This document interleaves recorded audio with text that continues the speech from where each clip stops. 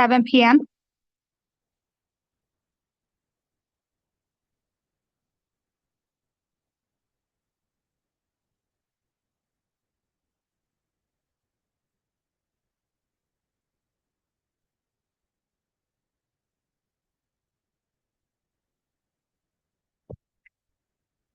Call the roll. Trustee Pini, Here. Trustee Haig, I'm here. Trustee Hall, Here. Trustee Hirschbein, Here. Trustee Turno, Here. President Kubiak. Here. Thank you. We have a quorum. Okay.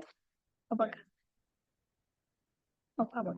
Okay, no public comments tonight, so we're going to go straight into the consent agenda. Tonight on the consent agenda, we have the approval of minutes from the village board meeting of November 4th, 2024, the approval of the warrant list from November 18th, 2024, in the amount of $542,735.55, the approval of pay application number 13 for the wastewater treatment plant improvements project in the amount of $3,725,118.11. The approval of the 2025 schedule of regular meetings of the village board and the approval of executive session minutes pursuant to ILCS 120-2C21. Does anyone have any discussion?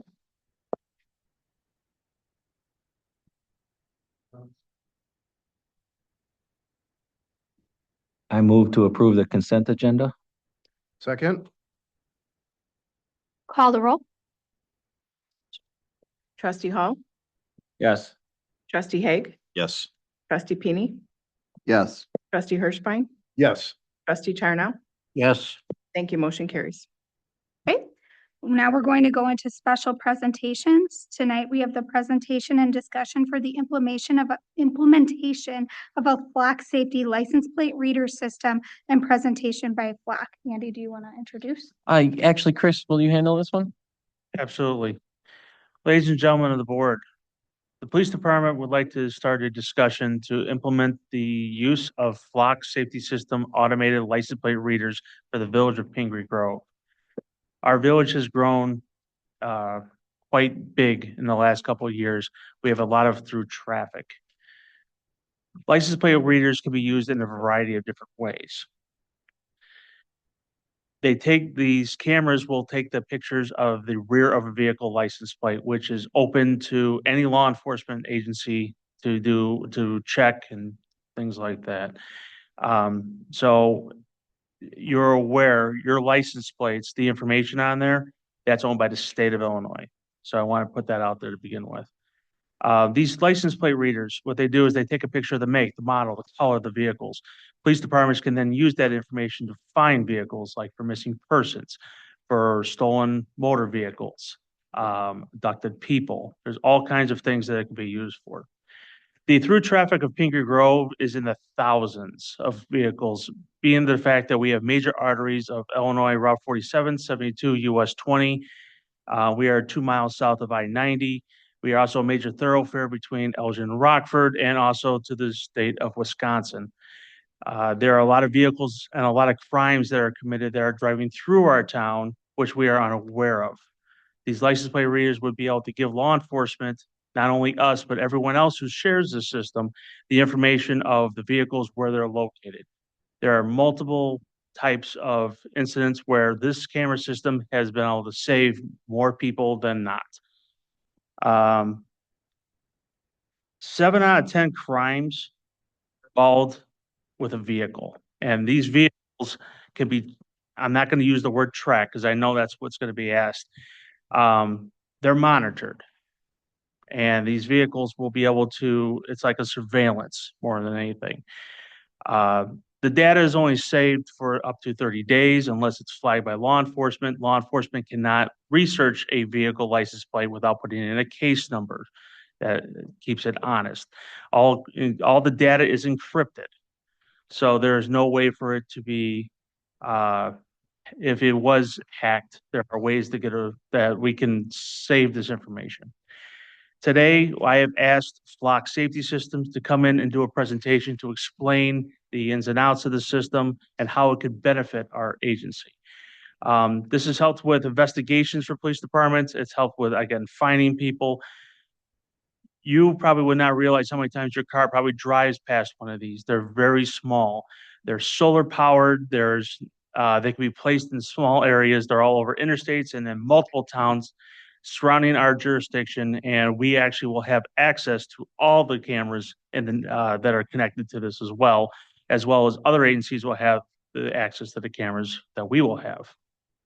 So again, I would like to introduce Phil Needy and Kristen McLeod from Flock. They will give a presentation and then we can answer any questions that you would have.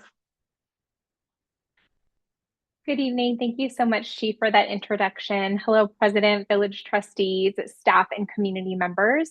My name is Kristen McLeod. As Chief mentioned, I am a community engagement manager with Flock Safety, and tonight I'll be providing you a presentation. I'm joined by my colleague, Phil, who Chief also introduced briefly, and he is your territory sales manager. So any questions, of course, on the procurement side of things, he's your expert. So I'm going to go ahead and share my screen here. Can you all see that okay? Yes. Okay, excellent. Thank you so much.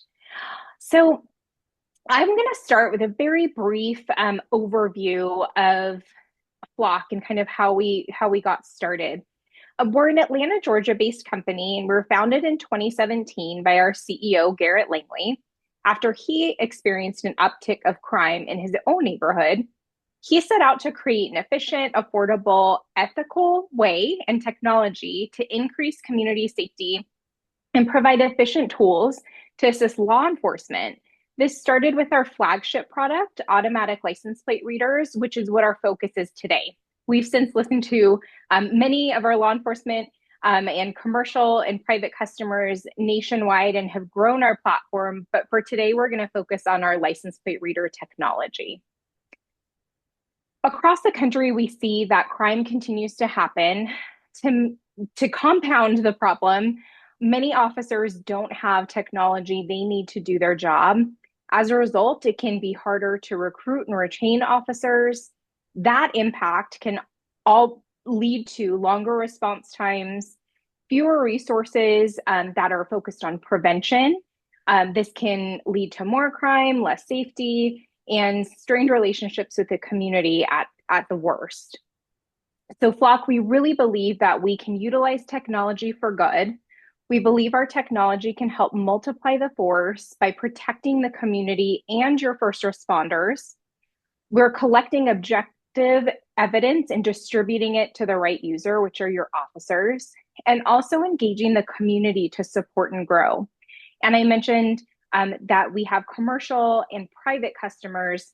Those customers, so businesses in the community, can also purchase our cameras and allow local law enforcement to access their cameras. I will note that each individual customer, they are in control of their information, but there is great benefit, as Chief mentioned, to sharing that information, especially between law enforcement agencies and law enforcement agencies, so they can access our private customers' information, but law enforcement cannot share that information with private or commercial entities. Just wanted to make sure that that was clear. So our license plate recognition, which we call our Falcon, this is the actual camera, and it's mounted on either an existing pole or on a Flock pole, which is about 14 feet. And they're solar powered. And so when you see these in the community, you will see this mounted to a pole with a solar panel attached above the camera. Our cameras are stationary, they're motion activated, and they focus on capturing a still image of the rear of a vehicle. And this image right here is a really great representation of what the cameras are capturing. So you'll see it's the back of the vehicle, and it's focused on vehicle attributes and organizing that information, not people. These operate 24 hours a day, 7 days a week. For our law enforcement customers, they will also receive real-time alerts from the National Crime Information Center, as well as the National Center for Missing and Exploited Children. known as Amber Alerts, as well as alerts from custom hot lists and some state level criminal information databases that, again, alert police to wanted vehicles. So this is license plate recognition, gathering objective evidence and facts about vehicles, not people. It alerts police of wanted vehicles. It's used to solve crime, and we adhere to all state laws. Probably more important is what this is not. This is not facial recognition. There is no collection of biometric information in our system. It's not used for tracking speed or parking violations. And there's no long-term stockpiling of data, which I'll get into a little bit later. So providing those real-time alerts to officers when a wanted vehicle passes by a camera in your community. Officers will actually be alerted to those wanted vehicles within about 20 seconds. And then if a crime occurs and officers need to investigate that, they have the ability to go back 30 days and look for critical objective evidence and information. We also hear that flock cameras serve as a deterrent in many communities. So when word spreads that these cameras are up in your community, news travels fast among circles of folks intent on committing crimes, and this makes it riskier for them to do so. Flock wholeheartedly believes in being a trusted partner, and so we've built in privacy and accountability mechanisms into the system. So with regard to protecting privacy, the first important point is that all of the footage, all of those still images that are captured by our cameras are property of the city and the department and will never be sold to private third parties or shared without express consent of our customers. I mentioned the 30-day data retention. So when an image of a vehicle is captured, it is given a time to live stamp. At the end of that, as it gets to a 30-day mark, that image is then hard deleted and unrecoverable unless your officers are retaining that image in their evidence repository system as evidence as part of a criminal investigation. This takes the human bias out of crime solving as it's focused on wanted vehicles and detecting only objective data. All of the data, as Chief mentioned, it's stored securely, it's end-to-end encrypted. And then with regard to accountability mechanisms, something really important is that in the Flock system, when a user is accessing information in the system, a search reason is required and a user number is saved indefinitely. And that provides Chief and his administrators of the Flock system a way to ensure that the system's being used in accordance with department policy. Again, no facial recognition software in the system and not collecting that biometric information. We're also not connected to any registration data or third-party databases such as Carfax or DMV. Something unique to Flock is our transparency portal. And the transparency portal is a public-facing Flock-generated webpage.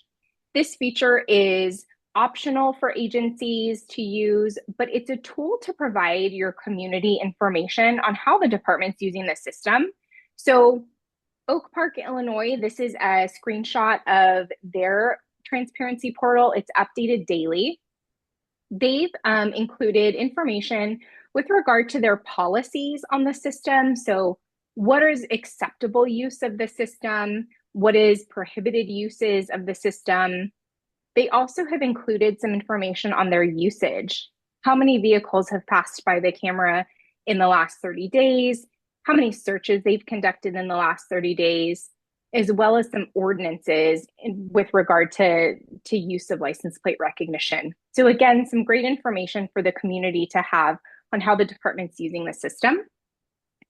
And then Flock also provides an insights dashboard. So while our transparency portal is public facing for the community, the insights dashboard provides Chief and his administrators of the system a way to measure crime patterns and also look at the return on investment. So Chief and Command can go in and see, are officers utilizing the system?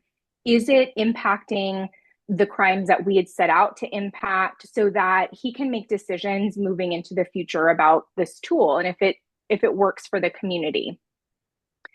The audit search history also lives in that dashboard, as well as, so Flock takes care of the hardware and maintenance of the cameras, and I'll explain that a little bit more in just a moment.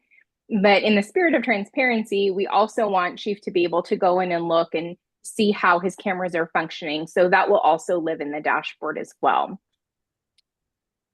So I mentioned that we'll take care of the hardware and maintenance of that. And that is how Flock operates. It's a subscription type model.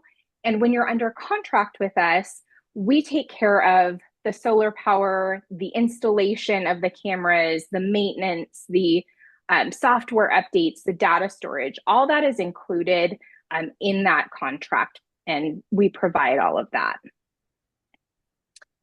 And then to kind of finish up, we are already solving and preventing crime within your state. We work with over 350 law enforcement agencies. And just to share with you kind of how departments are utilizing the cameras and some successes, Vernon Hills PD shared with us that back on June 20th of last year, officers had responded to a local business following reports of an altercation. A witness had told officers that he'd yelled at a driver that was reversing towards him before the driver exited the vehicle, brandished a handgun, and threatened that person. Officers were able to get a description of the suspect's vehicle, and they were able to enter that information into the Flock system, queried the system and nearby Flock cameras, and were able to locate vehicles matching, or a vehicle matching that description. They identified that, they located it a short time later and initiated a traffic stop, and a search of that vehicle yielded a loaded firearm. And further investigation, they ended up arresting and charging that suspect on multiple offenses. This is an example of a hit and run suspect that was identified out of Peoria. Back in April of this year, officers observed a vehicle traveling at high speeds, and they didn't pursue it due to safety concerns. Moments later, they responded to reports of a hit and run and rushed a victim who was seriously injured to the hospital. They entered the suspect vehicle's information, that description, into the Flock system, and were able to identify that suspect vehicle that matched the description and had been detected in the area around the crime scene. They were able to use collateral information from their other law enforcement privilege systems to find the registered owner's address, and then were able to arrest that person on charges after further investigation. And those are some examples of crimes that were impacted by license plate recognition. Something that we found LPRs to be really impactful with are locating missing vulnerable persons as well as children. This is an example of a silver alert that was LPRs were used in locating that individual. A 78-year-old Shorewood man who suffered from early onset dementia and additional health issues was reported missing. Shorewood police used Flock LPR system to search for that man's vehicle, and they have 6 license plate recognition cameras throughout their community. They were able to discover that the missing man's vehicle was spotted in Posen, and then an hour and 15 minutes later, they were able to locate that man inside his vehicle and got him the care that he needed and returned him home. And then lastly, this is an example of a missing child who is located. And this also demonstrates the great benefit to sharing information with other law enforcement agencies. Again, that is up to full control of our individual law enforcement customers, but this really highlights how that can work effectively. On May 30th, Memphis, Tennessee PD responded to the report of a parental abduction, and officers entered the suspect's vehicle information into the National Crime Information Center database. The next day, Rantoul, Illinois officers received an alert from their flock safety LPRs that that vehicle associated with the missing child was in the area, and officers were able to initiate a traffic stop, found an adult female suspect with the 2 children in the vehicle, and that suspect was arrested for custodial interference, and those kids were returned safely. So with that, I will stop there and pass it back to Chief in case he had anything to add. Otherwise, we're happy to answer any questions. The only other thing to add is in discussion with Flock, they're going to offer a 60-day trial period. They will actually install the 13 to 14 cameras that we have discussed that will surround the community, where there will be pretty much no in or out that cannot be captured by one of these cameras. A 60-day trial period, they will do the implementation, they will get all the permits and everything ready to go. And I, with hope, we would back this into the next fiscal year is where I'm planning to put this for a capital project for the police department. It is then after the initial setup fees and everything, then it is a yearly subscription and as we add cameras throughout the community, that subscription does go up if we do need to. Working with Flock, just so you know, we did kind of take the map of the village, which we have a very unique village. There are not very many places to get in and out of our place without actually crossing one of these cameras. 14 would be the target area for that. We'll take any questions. I have a couple questions. Chris, how did you come up with the 13 to 14? Are these all the main entrances to the? Yes, we took I worked on a project like this probably a couple of years ago when before Flock, it was an individual program, and I was able to find around 9 or 10 different areas. As this village has grown, we actually and then taking the map of the area and try to find where the exits and the entrances are to our community, and using the minimal amount of cameras needed for each area to be able to grab north, south, east, and west vehicles. 13 to 14 is what we came up with, would cover everything going in and out of our village. Okay, my next question for you, Chris, is do we know if any other law enforcement agencies in our area are using this? Because it's great that we have all the cameras in our village, but if somebody comes in, commits a crime, and then leaves, are we going to be able to track them to, like, say, Elgin? Yeah, I believe Elgin is, King County is. I was also told there are other agencies in King County that have these. In fact, I'm pretty much sure that your vehicle has crossed these more than once. They're also over the interstates. But there are a lot of, I believe they said 350 just in the state of these in King County. Okay, all right. And then, like, obviously one of our biggest issues, or what has been one of our biggest issues in the last couple of years, is the people coming in the cars and then taking stuff out of the open cars or stealing cars. Is this something that we think would maybe either deter that or help you guys be able to catch those people quicker? Absolutely. We've also had a few stolen motor vehicles out of Pingree Grove. One of them was actually used in a murder in Chicago, which was lit on fire, was found later. Some have only been transferred just to local areas like Hampshire. We found some. Some have been moved from one side of this town to the other, we were able to find. There was a string of car burglaries in the last 3 to 5 years that include, which we believe there are places out of Chicago and Rockford, actually official crews that come in, and they were using our area as a good drop-off area for vehicles. This would actually help us identify those vehicles. And as Flock mentioned, one of the things it can do is deter this kind of crime from happening. As the word gets out that we have these, people will want to avoid causing crimes in our area because they know that these vehicles can be tracked. Okay. I have a question. Are they still on there? Yes. Yeah. Okay. We're here. Hi, I have a question for you guys. So I had spoken with my trustees about this a little bit before the meeting, and one of the questions that came up to me is there are lawsuits right now currently against Flock regarding personal information. Can you speak to the lawsuits or what you're doing to prevent that from go forward, and how you could help us not have that issue or protect our village from not having that type of lawsuit. I believe you're referring to some concerns and issues surrounding Fourth Amendment. Is that correct? That's correct. Yeah. Okay. So Fourth Amendment case law overwhelmingly shows that license plate readers do not constitute a warrantless search. These are taking photos of vehicles that are in public, and we actually cannot continuously track the movement of any individual. These are point in time captures as a vehicle passes by the camera. Law enforcement is only alerted to wanted vehicles. And then with our accountability measures in place, right, that search reason that's required, officers have to enter in that search reason. And so that's providing an auditable trail for chief to ensure that the officers are utilizing the system for purposes of law enforcement, business only, investigating crimes, and so forth.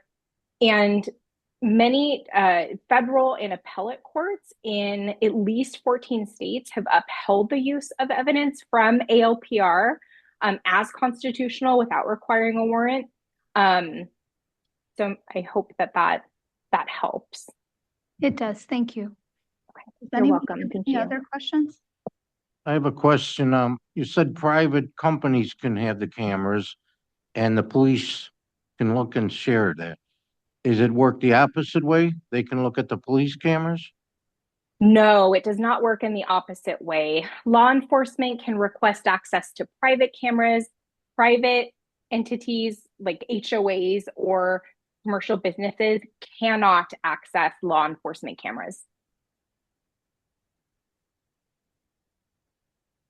Is there any other additional discussion? No. None? Okay. All right. Hold on. Go ahead. How accurate are these? I read 90%. Is that correct or roundabout? So we are very accurate, and with each image, I will note that it comes with a confidence level for each image, so that the user can set a threshold of confidence, and if the confidence of the image falls below a certain threshold, again, that user can be alerted to that. But each image comes with an accuracy, or what we call a confidence threshold. Okay, so we set it really high. We won't make a lot of false stops, I guess, or There are some nuances. So I think a good example would be if your officers are looking for a white vehicle and there's some variation in paint color, and they're searching the system and they're not getting a lot of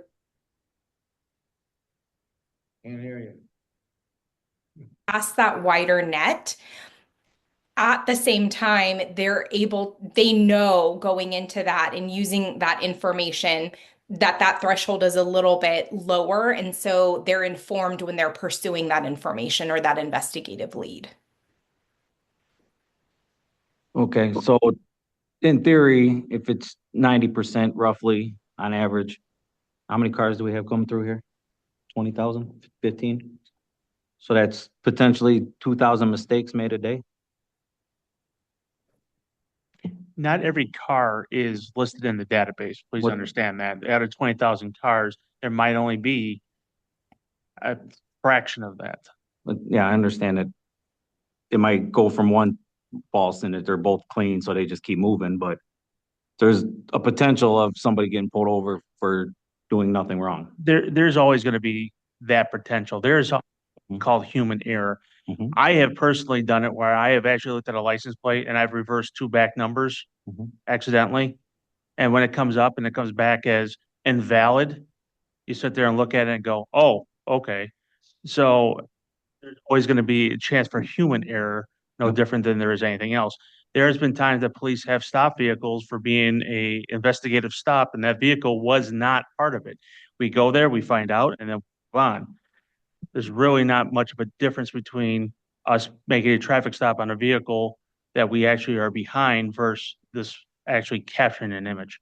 So I guess what I'm concerned about, some of them is it's gonna come to you that this person's already committed a crime. Like, okay, this car is stolen, so you're gonna approach that car like it's stolen rather than a simple traffic stop, which I'm assuming there's more police officers required if it's a felony stop or whatever for your own safety. So this puts more risk to that person that did nothing wrong as well. There's always going to be a risk. I mean, think of us. We don't know what's in that car, and we got to walk up, and most of the times it's only one officer, and that car could have 6 people in it. There's always going to be that risk. We have to address every vehicle as there's a problem. We always have. All And right, if I could also offer, and Chief, you can certainly add to this too.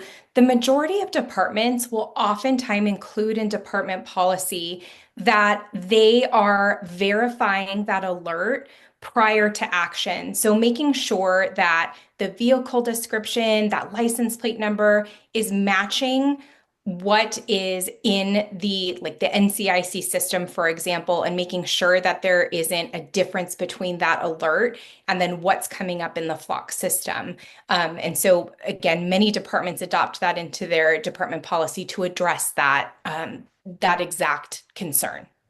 and what about if the system is not updated? Like, So Flock updates our system twice as much as the NCIC system refreshes. so like, I guess what I'm asking is, so the state of Illinois or the town, they take a car off stolen, being stolen, report it. If it's not updated in the system and I'm driving my car that got stolen, and it's now coming back stolen, that wouldn't be updated in Flock, right? And when they run the license plate, it would still come up stolen? So and Chief, you might be able to answer this a little bit more, but with NCIC, when a stolen vehicle is cleared in the system, departments typically go in and clear that in the NCIC system, and then that would be refreshed by the Flock system. So we would capture that update. We would be as updated as the NCIC system. So what they're explaining is there is a stolen motor vehicle and the license plate's ABC 123, just to say. That information is put in the NCIC database and it is put out to all law enforcement agencies in the state of Illinois. When that vehicle is found or captured, the police entered it has to take it out of the system, and we do that. We do the same thing with missing people, silver alerts, and everything else. And our dispatch center helps us handle all the leads messages. We also get daily updates through the law enforcement, the leads system, the data system, and we get all that information. We have to put it in, we take it out as well, and then they refresh it based off of what we have in there. Okay. Those situations I'm naming are just stuff I've seen where people have been pulled over with guns drawn on them because of these cameras for the police's safety, their safety. So my concern is if we don't have the right protocols and if they're not being followed, we got a whole different mess on our hands for something that we created. So we have to run the license plate when we come across a vehicle anyway. I mean, we have always done that. So we make a traffic stop in the vehicle. The very first thing we do is we get the license plate, we give our location, and we give the make and model of the car. And then we have to do that every time. Right. So That's not that is specific to Pingree Grove though, right? no, that's specific to the state of Illinois. Right. That's what I'm saying. Like these same situations that happen, and police officers did it anyway because they had a preconceived notion that this car was stolen. Also, the one wasn't updated in their system. It was still a stolen car, but it was actually that person's car and their whole family was on the ground. So how do we prevent that from happening? Chief, to kind of follow up on what Luke was saying, maybe you could reassure him that in addition to the officer making a visual verification of the vehicle that they've identified, I believe dispatch also does a verification with the host agency, correct, that entered it? Yes, after it comes back, they contact the host agency and they ask if it's still valid. Okay. Luke, I've ridden along with police officers and I can verify what Chris is saying. They do double check before they go out because it's always a safety issue for you guys too. So you kind of have a better idea of what you're walking into. And Chief, also prior to these LPRs really kind of taken off, some police departments do a local broadcast on the radio with that information that would be equivalent to an LPR, correct? That the officers would have a vehicle description and a plate number that they would be looking for. Yes, that is absolutely true. The 30 days, is that required or is that able to be shortened? That can be shortened. 30 days is our default. We find that that provides investigative value with balancing the privacy of motorists and not retaining data for long periods of time. But yes, that can be shortened. Okay. And that one Vernon Hills one that you said there where it was a car or whatever, the description of the car and they pulled them over, did they have the actual license plate or did they just? That is a good question. I think they had the description of the suspect's vehicle. I can do a little bit of digging and see that exact detail if it involved the license plate number or if it was just the vehicle description. Okay. So Chief, in that situation, if you just had the description of the car, would you pull over every silver Corolla that came through Pingree Grove, or would you look for one male, 28, whatever? Well, it's not capturing the driver, so Well, they had the description of the guy because he left the scene of a crime. So that's, Sure. so they had the description of the criminal, I guess. Suspect. Thank you. So the way that this works is we get the information. They tell us that there is, they call it a, I sit behind a desk, forget the exact terminology these days. They notify us that there is a driver heading northbound on Route 47, and it's a black Kia K5, unknown license plate number, driving at a high rate of speed. Okay, the location of that is now in Pingree Grove, and the last time it was heading northbound on Route 47. Huntley, who also has these cameras, then can be also notified of that information, and they might be able to find a vehicle of that subscription. And even if we have that, and I'm just saying this is as a reckless driver, we call it a make your own case. It's not a stolen motor vehicle. We still have to find probably a car. If that license plate is showing that that is a stolen vehicle, that gives us able to check on that vehicle.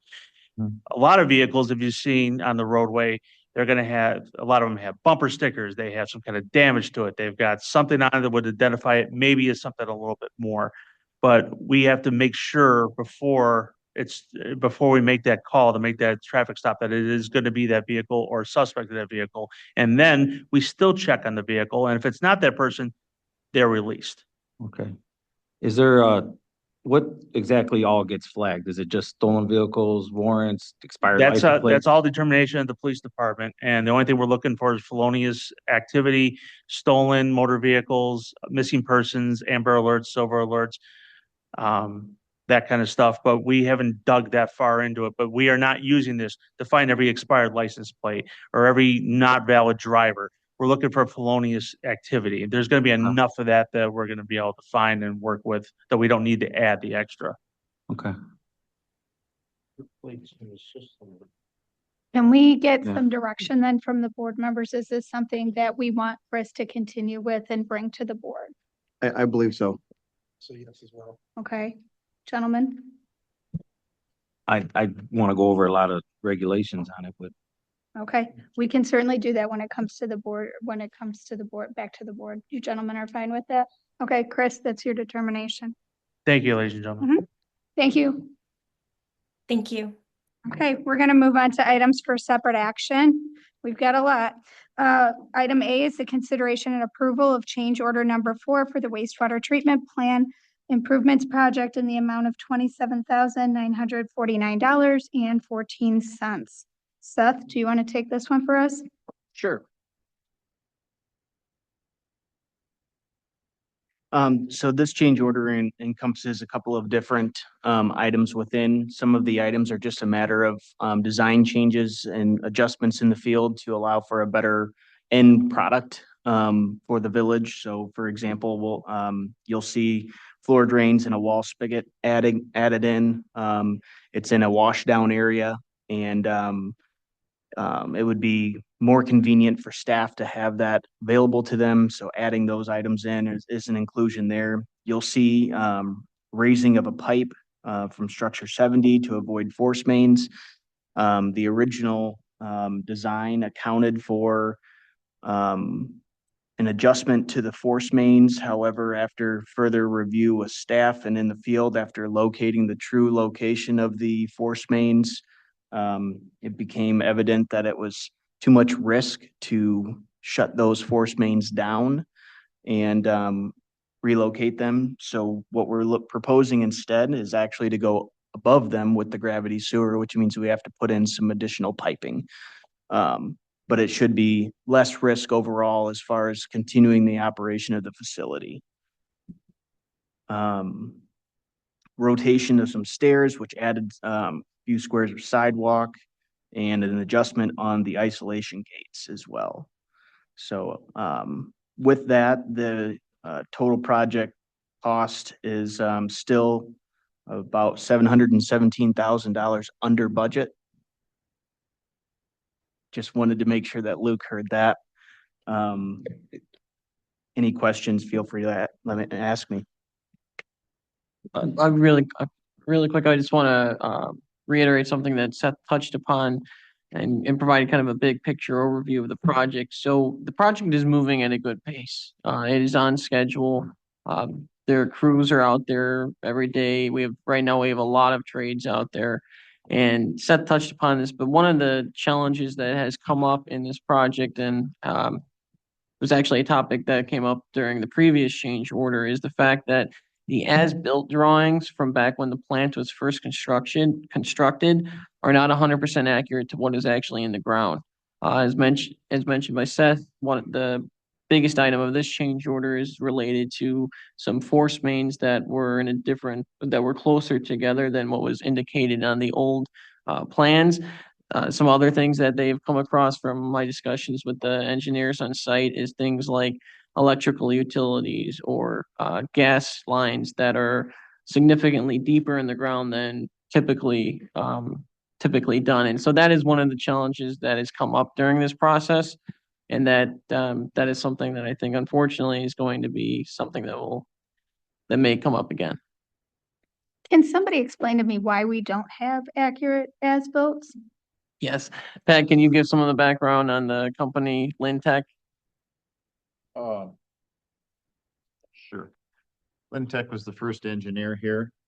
Back before my time, I wasn't involved in the water plant, but honestly, they weren't as thorough as the current engineer or even the previous engineer. Didn't D.R. Horton build the wastewater treatment plant? Wasn't this their building? I mean, because they often remind me how they built it for us and they were such great partners. But the engineer documents all this, and Do they not have anything better? Has anyone reached out to them to ask them, do we have better plans that are more accurate? Because as much as I love to see $18,000 to move piping because we don't have accurate drawings, I don't want to see this every 6 months. I don't want to get $100,000 change order on a $66 million project. So we actually did reach out to them, at the beginning of our time here at Pingree Grove. There was actually, previously we had zero plans at all. Or the village didn't have any plans, I don't believe. We actually were able to track Lintech down and get the plans that we do have. But as far as better information, I will say that it is not uncommon even from the early 2000s for municipalities facilities to have accurate record drawings, especially for items like force mains, which are not gravity, where obviously gravity type systems, you can take the manhole lid off and get to the elevation of the pipe to the invert. Force mains are not gravity, right? They're pumped, so they're not always there's not always an exact elevation that you have on there unless you had as-built GPS shots during construction. So with the drain moving, it was for the washing the dumpsters off? right? Or am I right? The addition of a drain. The So addition there of a wasn't drain, any I'm sorry, not moving. moving, adding a drain to be able to wash off the dumpsters? Is Yep. that- So, yeah, so there's, I believe in that area, it's grit removal. And Okay. so there's gonna be some dumpsters back in there. So there's likely gonna be wash down that may be needed. So there was not, drains or, hose spigot that were included back there. We're adding those in. Okay, is it, and it's probably a stupid question, but is it possible just to move the dumpsters outside? From a long-term maintenance standpoint, it's better to keep those inside the building. So they're getting filled inside. We're not washing the inside of the dumpster out, but when you change a dumpster out or as they get full, they start splattering. And so this helps minimize that, if we do have a spill. I mean, it's not like hazardous waste or whatever you're washing out, it's just, No, we're just washing the floor if something spills out or splatters out when it drops in. So they're being fed from in the building. We push them outside of the building on garbage day, put a clean one in, and we swap them out. So they collect their debris. So at the beginning of the plant, at our plant, there's a sorting thing that pulls out flip-flops, paper products, all sorts of stuff that we don't want going through the rest of the way. This is deposited into a dumpster. One of the things we don't currently do is pull grit out. That's coffee grounds, eggshells, stuff that goes through the screens. The grit removal will have two pieces that dump inside the building into a dumpster, but when it's full, we swap out a clean dumpster and put the full dumpster outside. okay, so it's On not garbage. conceivable to wash it outside and, Yeah, if we had to wash the inside of the dumpster out, yes, but typically when you're filling the dumpster inside, stuff splatters Oh, and you're I moving gotcha. one, sometimes stuff falls out. We want to be able to wash the area, keep it clean. And I will add here, I mean, just so that everybody is aware, we don't bring anything to the board here that hasn't been vetted by the entire team, both by staff, us, and, the contractor. There are many change orders that are presented to us for consideration. Anything that we don't believe is worthy of your guys' consideration, we don't even bring to you. So there's plenty of things that we've said, nope, that's covered in the plans and specs. These are items that we believe are either going to make the facility better, need to be modified, or things that are truly justified as extras. And so I know that this won't be the last change order that you guys see. There may be deducts coming, right? We've had the positive benefit of seeing several big deducts to start this. I can't promise that's going to always continue, but this won't be the last change order that we do bring to you guys. I mean, actually, it's not bad for a project this size so far. Oh, sorry. But it could be more. But the number you gave me, is that including the Vector truck that we're ahead? That's correct. Yep. Okay, so the number is a little skewed. All right, I want construction. The costs. full value of the Vector truck was removed. Okay. All right, if there's no more discussion, can I get a motion? I move to approve change order number 4 for the wastewater treatment plant improvement project in the amount of $27,949.14. Second. Call the roll. Trustee Hall, Yes. trustee Haig, Yes. trustee Charnel, Yes. trustee Pini, Yes. trustee Hirschbein. Yes. Thank you. Motion carries.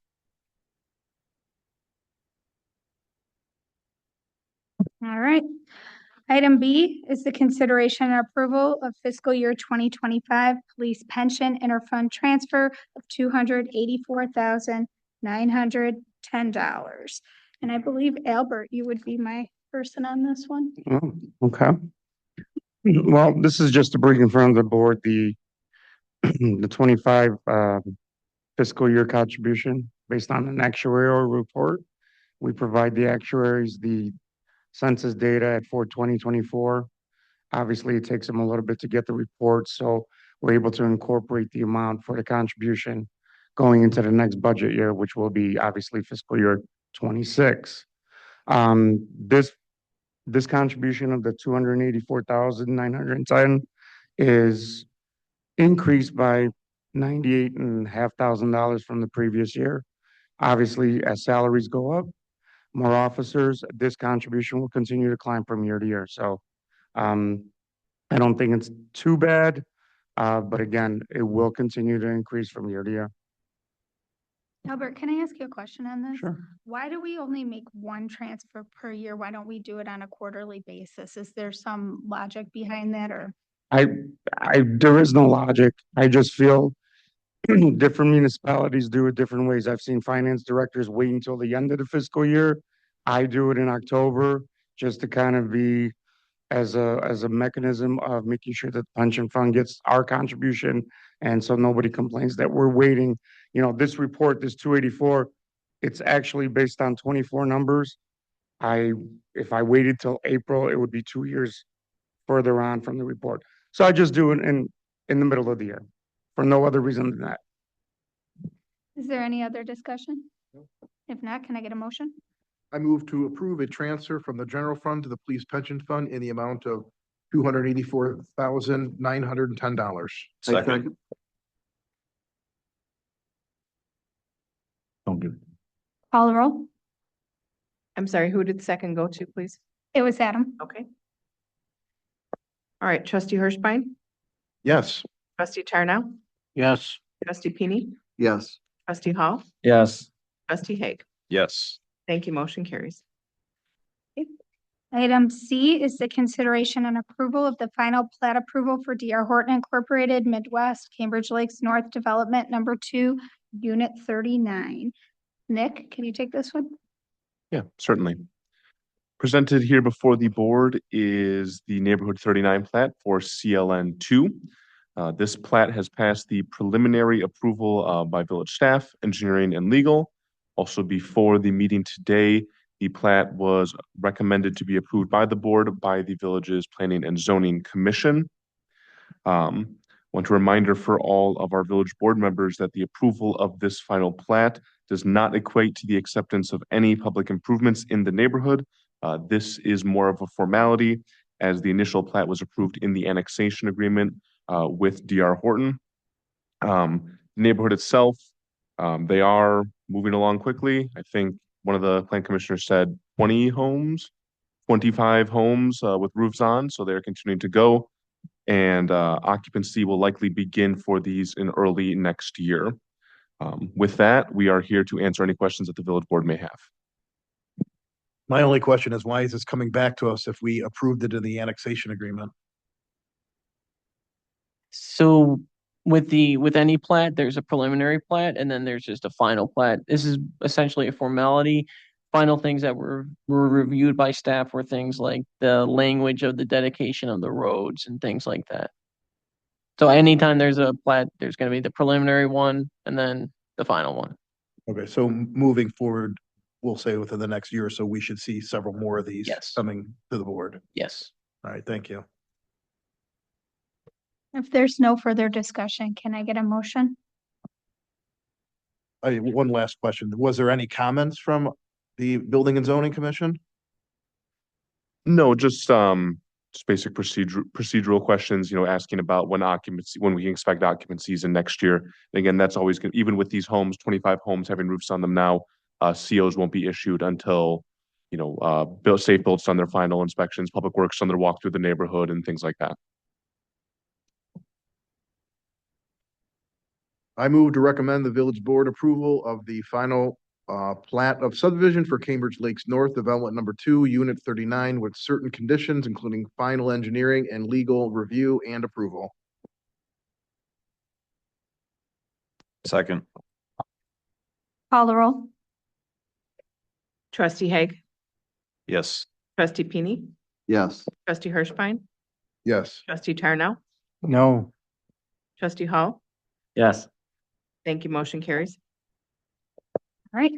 Item D is the consideration and approval of a resolution stating the Village of Pingree Grove's opposition and protest to the special use application for a commercial solar facility at Big Timber Road and Route 72. Andy?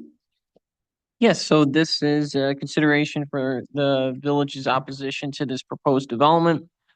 This was at the request of the Village of Gilbert's. This is a proposed development that it is located at the corner of Big Timber Road and Route 72. It is on the east side of the road, so that means it is in the Village of Gilbert's planning area.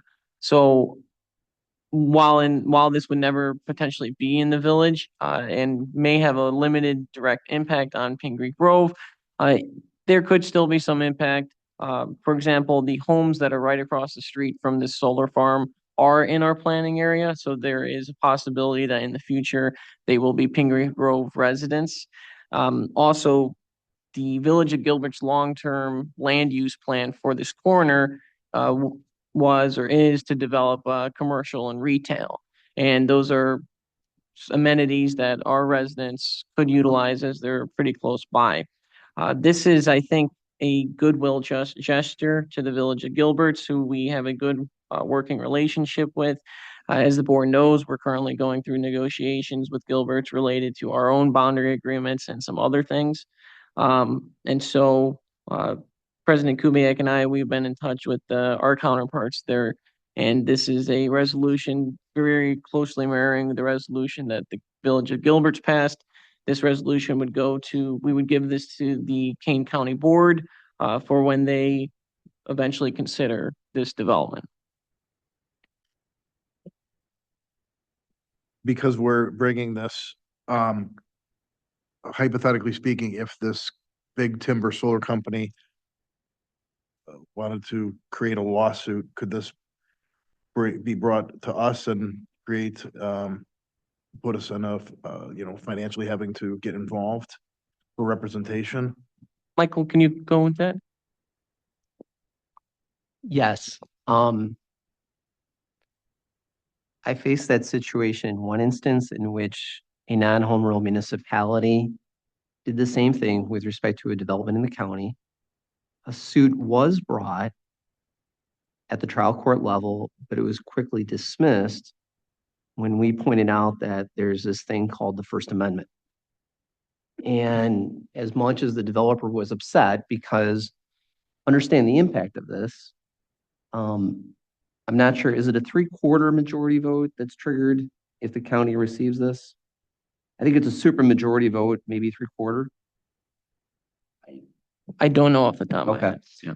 But that's why, so what happened was, at least in the county that I represent, the municipality, it triggered that super majority vote. That's the value of this objection. And then two, we also have tort immunity. So if we express ourselves to say we object to this, we are not the zoning authority. Now, there would be a different liability for the county if they turned it down arbitrarily or some other inappropriate reason, but that would not fall upon us. So I don't have an appellate court opinion, I don't have a Supreme Court opinion, but that was my experience in the one case I handled. Joe, So I'll also say, we would not be the only ones that had passed this type of resolution. I watched the county hearing last week, and some of the fire districts in the area have also opposed this particular development. So we wouldn't be the only ones pushing forward this objection. So that would mean little to possibly no financial impact. Correct, but to your point, the village that I represented, it was sued. It was taken care of quickly, but there was still sometimes some attorney's fees spent. Do we get any revenue from this? We're also surrounded now. I don't know if you guys have seen, but there's a solar farm going up off of, what is that, Route 20, where it switches across from Stark's Corner up there. It's also not in our planning or area. So we really don't have much say, but there's a big solar farm going in up there. I think the concern is that, unfortunately, the way legislation is written, solar farms can go wherever they want, and they've made it easy for them to develop. But if we don't push back, we could be completely surrounded by solar farms.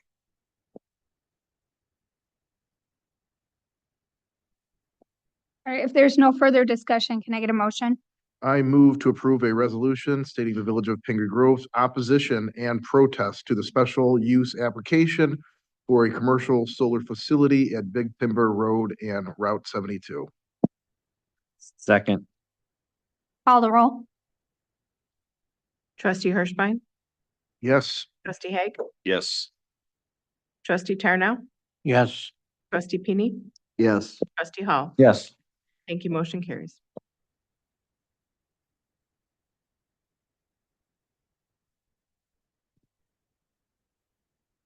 Okay, all right, so we're gonna do the next two. I have them both on the same agenda item, so I'm gonna read them both. I know they're very exciting. So first is item E, the consideration and approval of a master services agreement with Rent Fund LLC in an amount not to exceed $20,000 for the provision of a kayak rental services station. And then item F, the consideration and approval of a purchase and installation of a key card access system and panic alarm for the municipal center and the amount not to exceed $57,000. Andy. Yes, so we have a couple items here that we're bringing up for discussion at the same time because they're all interrelated. The way that they're all interrelated is that these are projects that would be funded through a line item in our capital improvement fund, our construction and improvements line item. This is a line item that was budgeted at $443,000. The expenditures budgeted at the beginning of the fiscal year were $213,000 for road resurfacing, $50,000 for community enhancements, $40,000 for a keyless access system, and $140,000 for Highland Avenue road resurfacing. Over the course of the year, the amount of funds projected to be spent from this line item has changed. On one hand, the pricing for our road resurfacing program came in quite a bit lower than what was budgeted, so that reduced the projected expenditures for that program by about $300,000. On the other hand, there was the additional engineering services required by IDOT for the multi-use path on Route 72. Overall, at this time, there's approximately $200,000 left in this line item that has not yet been projected to be spent. And so the purpose of this discussion is to review a couple of the projects that have come up in discussion before the board previously, as well as during the budget process, as well as some projects that have come up in discussion since, such as additional or enhanced pedestrian crossing signage and school signage. On tonight's agenda, the only action items in this item is the kayak kiosks and the keyless access system. The signage for pedestrian crossing and school signage is a discussion item that staff is looking to get some direction from the board for future consideration. But first, I'll go into the kayak. So you might remember earlier this year, the board discussed the addition of a kayak rental kiosk as a new park amenity. This again is a app-based self-service rental program where residents who are 18 years old or older would be able to download the app Rent Fund and would be able to rent kayak equipment. This would include the kayak itself, paddles, and life vests. This is a very hands-off program for the village. The Rent Fund would be responsible for the installation and maintenance of the kiosk and replacement of equipment, things of that nature. And the kiosk is a solar-powered piece of equipment, so it doesn't need to have electrical run to it. If the board is interested in utilizing this program, staff recommends placement of the kiosk near the central pond next to the baseball fields. In the memo, there is a map indicating the proposed location. So the last time the board discussed this, there was a lot of discussion around liability and risk. And so since then, staff has performed some additional research to try to bring some more information to the board in considering whether or not to move forward with it. First, we provided a copy of the rental waiver, which every resident or anyone who was looking to utilize the service would have to sign. We brought a copy of the waiver as well as the master services agreement with the vendor to our future insurance carrier that will start January 1st of next year. And that's IML RMA, which was approved a couple of meetings ago. IML RMA stated that these documents would help reduce our liability and risk and would keep them to a minimum, as the renters would have to sign that waiver. And the master services agreement includes that the village would be listed as an additional insured, and that they would protect the village, indemnify and hold harmless the village from third-party claims arising out of rent funds, fault, negligence, willful misconduct, etc. IML-RMA also noted that as part of the Local Government Tort Immunity Act, municipalities are protected from liability arising from recreational activities on public property. Staff also reached out to other municipalities, have utilized rent fund kayaks, which include Park Forest, Dixon, Highland, Waukegan, and Mount Sterling. None of these municipalities have reported any issues or concerns and had positive feedback to say about the service being popular with their community. With all that being said, there is, of course, still potential for risk, even though the village would have these agreements in place related to insurance and liability. If an incident were to occur, it is always possible a judge could rule against the municipality. That is a risk that is involved with any injury that could occur on public property. Before I go into the keyless card system, is there any questions on the kayaks? Is there any recordable case law of lawsuit coming from this? Not with rent fund specifically, as far as recreational activities, things like that. Michael, do you have any knowledge of that? I don't, I'm not aware of that. Michael, I know we talked briefly, but under the master agreement, if we take a look at number 7, the indemnity, and then number 14, the miscellaneous, it does not require them to defend and indemnify. So if we are sued, we'd have to cough the money up out of our own pocket, according to this. And number 14, that everything would be under the jurisdiction of the state of Michigan. I'm frankly not comfortable with that. I think that they should both defend and indemnify us, and that all matters pertaining to this should fall within the jurisdiction of the state of Illinois, county of Kane. So Trustee Pini was kind enough to raise these issues shortly before the meeting with me. And so I took a look at paragraph 7, and I think that may address your concern. And so the portion that I was looking at is in the 4th, 5th, and 6th line. And I think that may address your first issue, and that is the operator shall defend, indemnify, and hold the landowner harmless from and against all third-party claims, damages, lawsuits, losses, and costs, including reasonable attorney's fees asserted against the landowner. So I think that may address your first concern.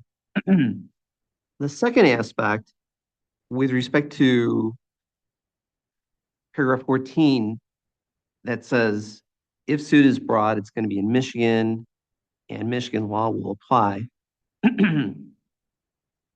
Depending on the board's wish, what we could do is, for the motion, to condition it upon paragraph 14 reflecting that Illinois law would apply and that venue would be brought in Kane County, if that's a concern of the village board. And the thought would be, if the board adopts it tonight with those 2 modifications, perhaps Rent Fund LLC might be more inclined to say, okay, we will go with that, as compared to, I could also say then, if we continue this the next board meeting, they don't know what we're going to do, and if there were a suit, that does involve us reaching out to a law firm in Michigan who we don't have a relationship with, that, we're not sure what their qualities are up there. So, my thought would be, if that's something the board is inclined to do tonight, we can try to make those 2 modifications through a motion, or I guess we could also postpone it to the next meeting if we wanted to try to see if there was a negotiation. And then I'm not trying to turn this into throwing down the gauntlet, take it or leave it, but the question I'd have would be would they be more inclined to accept it if that were the board action tonight? The other thing, I guess, that I see that we're looking at these other towns that they use that are at least 50 miles away. They don't target the larger municipalities, Schaumburg, Chicago, Rockford, anything larger. These are more kind of, to a certain extent, rural, more distant communities. So I'm just kind of curious as far as to why it hasn't really taken off up here if it is so lucrative and I profitable for think them. that to answer that question, Kevin, Chicago has their own park district. Schaumburg has their own park district. They have the ability to, and the staffing to provide these kind of services to their residents. We do not. This is our only option to do any kind of recreational for our residents would be something like this. And they do have stuff like this all over Chicago. It might not be this company per se, but like those scooters and everything, they just sign it and off they go. You know, it's similar to that. I don't know. Probably not this company itself. It's probably the city of Chicago itself, but Michael, then taking a look at the other thing I just had noticed kind of go as I've been going through, under the termination, it really doesn't give us much of an out. And if they violate one aspect, do we get any of our 20 grand back? No, I mean, we need to have to show. Okay. So I think the reason you don't see a more conventional termination like 30 days only is they want to recoup that investment. And, you know, we're a little bit at risk because their obligation to us to come through with services is only as good as their viability. You know, we have no idea. And not that I would expect this to be in a public record or something that's researchable by staff is, we have no idea what their assets are, what their liabilities are. So yes, is it one-sided in terms of the termination? Yes. And there, you know, there's other parts of this agreement, such as you pointed out, the venue choice of law provision. so about that, I mean, what, like if we don't get it switched to Illinois, let's say, like, because they're in Texas, Virginia, Missouri, I'm assuming they all signed a Michigan agreement, presumably, I guess, or we can look into it and see if they did. What, are we at more risk or like what's the difference, I guess? The risk is this is if a suit is brought in Michigan, that is going to be a hassle. That will involve reaching out to a law firm in Michigan, getting them to defend it. Perhaps things may be different with respect to Zoom depositions, but our people could be brought up there to testify, staff. You know, where's our staff this week? They're up in Michigan testifying about this. So that's the difficulty. It's not that I'm prejudiced against Michigan law. I suspect it's very comparable to Illinois. But the point is that it's for the same reason that when we ask for a letter of credit from a developer, I'm not interested in a letter of credit from a New York bank, where if we get entangled in litigation, we have to obtain a New York firm. I've done that before. It's not efficient. And they're also not as responsive to us if we have questions from time to time. The other thing I can do is if the board thinks it needs to have more time, I can also look into, there may be a provision, but I just don't know the scope of it with respect to suits involving municipalities and the venue for those. I suspect there is a venue provision. I'm not sure if it encompasses contracts as compared to just injury claims, you know, which have to be brought in the county where the municipality's at. And so my thought would be, if we want to try it, it doesn't mean that it puts the kibosh on the contract. The board could tonight make that part of its motion. And then if that's not acceptable to Funtech, we bring it back, reconsider it, and adopt it without those two conditions regarding the venue and the choice of law.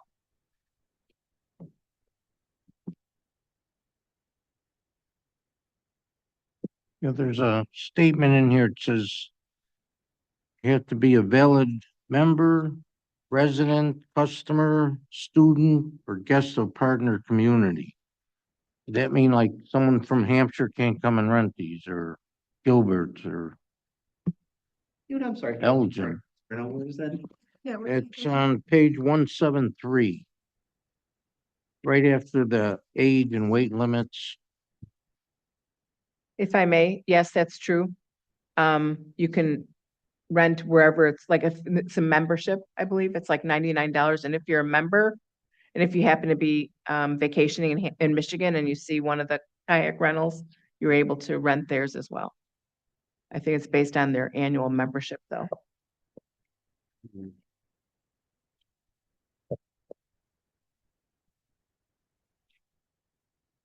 But someone going out there from here that wants to rent it one time, they don't have to join a membership, do they?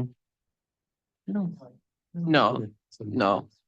No, if you're a Pingree Grove resident, you want to go rent it at that, no, you don't have to become a member, you just pay the hourly fee. We have different pages. What is the hourly?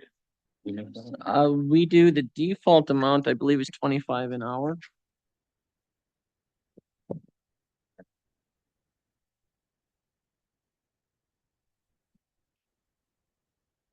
Is that something we set the rates or do they do it? So we set it, depending on what we set it at, like if it's the default to the number, then they split it with us 50-50. If we decrease the rate, then we get less of a cut.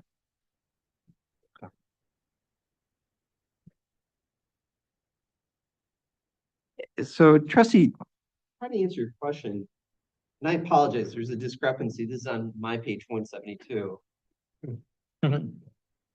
And the only thing I can consider is that you might be, so that someone doesn't say they have the right to it, say that, oh, I'm sorry. Say that they see that a renter is a chronic person who does not return the equipment to the locker. And so Joe Johnson puts it in there. I think this is trying to reserve the right for them to reject that person. You know, and say this is a person who didn't turn in the equipment in Michigan, Rantoul, wherever. So don't bring some sort of class action suit that when you aren't allowed to use it, you're claiming that you have a contractual right. They're saying, no, we have the right to reject you. That's the only interpretation I can make, but. Andy, and for clarification, under number 3 on the terms in Schedule B, it does say the operator has the right to set the rental fee. It does not say the landowner. I think to that point, it's drafted but to be the default. Now, if we want to work with them to change it, what they've told us is that that's not an issue. Laura, do you remember from your conversation with them regarding that aspect of it? Yes, if we get to call our price, if you will, if we decide, like you're saying, if it's 25, so it's 12.50 that on their end, if you will. If we decide to keep it at 12.50, that's off of our end, if you will. You know. To me, it sounds like we have a lot of questions, and I'm not sure if we should provide a consensus on interest, but maybe we should provide a motion to table and bring this up at the next one. I mean, Trustee Pini brought up some very good points on this, so I mean. Yeah, that's no problem. Yeah, so I would make a motion to table this so that village staff could do some more research on this. I will second that. Call the roll. Trustee Haig, Yes. Trustee Hirschbein, Yes. Trustee Tarno, Yes. Trustee Pini. Yes. Yes. Trustee Hall. Yes. Thank you. Motion carries. Okay, let's move on then to the purchase and installation of a key card access system and panic alarm for the municipal center in the amount not to exceed 57,000. Yes. Yes, so the municipal center was built in 2019. Originally, a panic alarm and key card access system was contemplated to be part of that original construction, but it was cut from that in order to keep the costs down at the time. Over time, as the village has grown, staff has grown, and more entities are looking to utilize the village's facilities for after-hour meetings, the need for a key card access system and panic alarm has increased. The quote that's provided in the packet is for the key card access system, which is the exact same that is currently within the Pingree Grove Police Department. Chris, how long has that been in your side? When the department was built in 2008, it lasted until last year when I came to the board to have it refreshed. I'll call it the word. So it lasted about 16 years, the last one we had. This system is the one that we just had put in. So with luck, it's going to last quite some time. And the idea is to have it be the exact same system, so the key cards can be used at either facility, so that management staff at either facility can create new key cards and issue them to staff and other people who utilize the municipal center. It's a customizable system, so you can customize which doors certain key cards can get into. So if there's, say, the events committee or Boy Scouts or something like that wants to have a meeting upstairs in the evening, we can give them a card that only lets them open doors to get to this room or the conference room. The other advantage of key card access system is that if a key card is lost, we can simply deprogram the key, as opposed to if a key is lost, then we have to make the decision, do we want to redo the locks? Overall, the total cost for the proposal is $56,000, $56,607.80. That is for both the key card access and the panic alarm. Also, it should be noted that the system comes with a 1-year maintenance agreement and 3-year equipment warranty. Is there any questions on this one? How long is it gonna take to install this system and get it up and running? You guys know, Chris or Pat? When they did the police department, they had it done in 3 days. Okay, and how long of a lag are they on right now? Like if we pass this tonight, can they start this week, or is this something that's gonna take? We'd have to contact them to find out. How many total doors is this? Like readers, Pat, panels? I count like 12. Is that about sound right? Yeah. So right now we just have conventional locks on those doors. So this would be so we have them at our shop. They're all unique little mechanical systems at each door, correct? At many doors, not every door. So the Or at employee every- entrances, the main entrance to the building, you wouldn't use a key card to access your office. And our key system is staggered so that we have 10 different keys. I can't get in the areas even if I wanted to unless a door was unlocked. The master key holder would be Andy in our system, that his key gets everywhere. So this just gets rid of if I were to lose my key, half the village, my key access is quite a bit. No, I understand that. I'm So- saying, I'm just questioning how many physical, it's just complicated to read. Sure. It's 12 roughly. It's 12 plus every exterior door will have a keypad. Okay. So if we lose a card and we're not sure that we lost a card yet, we get home and the next day we go to key in and our card's gone. Someone couldn't swipe it by the outside door and get in because you have to enter a PIN. What's the monthly subscription for this? Is there one? We have a yearly subscription that we pay. I would have to look it up But what it's we part, it would be pay. part of the police package, right? Well, I don't want to have the board feel that this is like one big package because this is an individual thing. It's just we're piggybacking onto our system to make it cheaper that way. Yeah. But there is a yearly cost that does for the key card system. We have a computer that only accesses that system, so we can run the cards. And I want to have a mirror system here. There's got to be more than just me that knows how to run the system. I have to train Yeah, other I was just people. wondering what it would be. Wait, I'm just bringing this up because in our experience, we went out for bid, we had 3 units installed Mhm. and we almost signed with the company and then they slid the yearly, well, in our case, it was monthly fee and it was way more. So there's no joke, there's no doubt about how they were the cheapest, but then they slid in the fee. So I'm looking at that quote right now to see if I can pinpoint it.